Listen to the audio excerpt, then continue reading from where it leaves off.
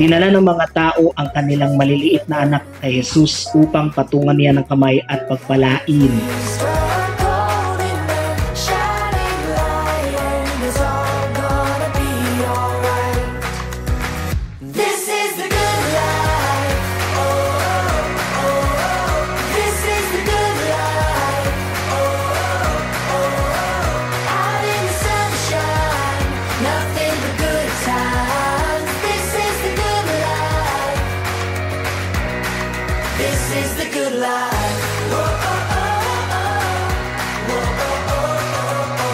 At naniniwala ako na lahat ng mga pangarap niya matutupad dahil napakamasunurin niyang bata at mabait. Ganon din kay Sab, patuloy na kahit sa paglaki niya ay maging clingy pa rin siya sa mami at daddy niya. Sweet na bata at lumaki talaga na talagang sumusunod sa Panginoon.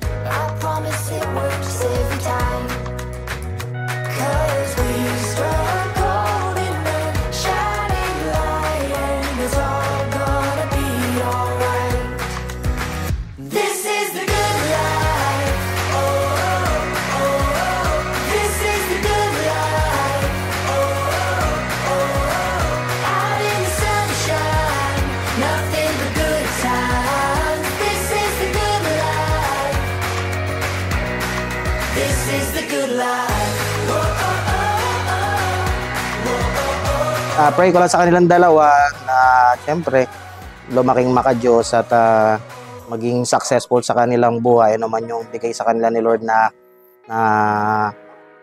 career nila. So nandito lang kami sa kanila para suportahan sila and gagawin namin lahat ng makakaya namin para mapalaki namin sila na makadiyos at mabuting bata.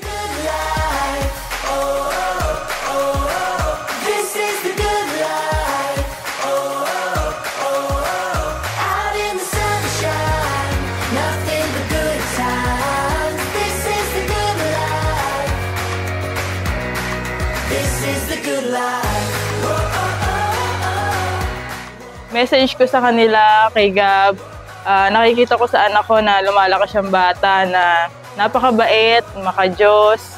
Kasi tinutulungan din kami ng mga tao sa paligid niya. Nagpapasalamat din ako sa mga tao na nag-nurture sa kanya.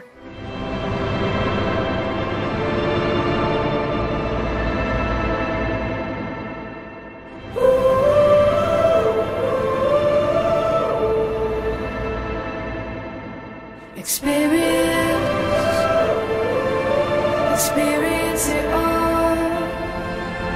Experience the feeling. See it all. Pakakulit niyan si Gab, pero habang lumalaki siya ngayon 7 years old na, nagbibinata na, laki na, naging napakabait niya na ngayon, naging responsable siya. It all begins right now. It's time.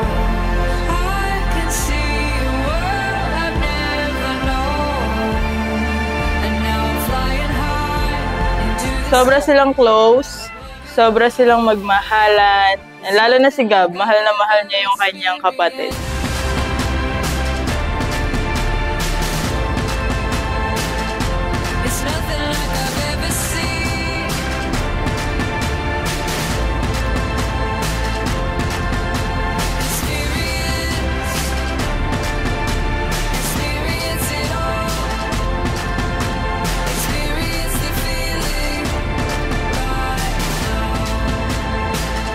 Nang makita ni Jesus ang mga nangyari, nagalit siya, sinabi sa tagasunod niya, hayaan ninyong lumapit sa akin ng mga bata.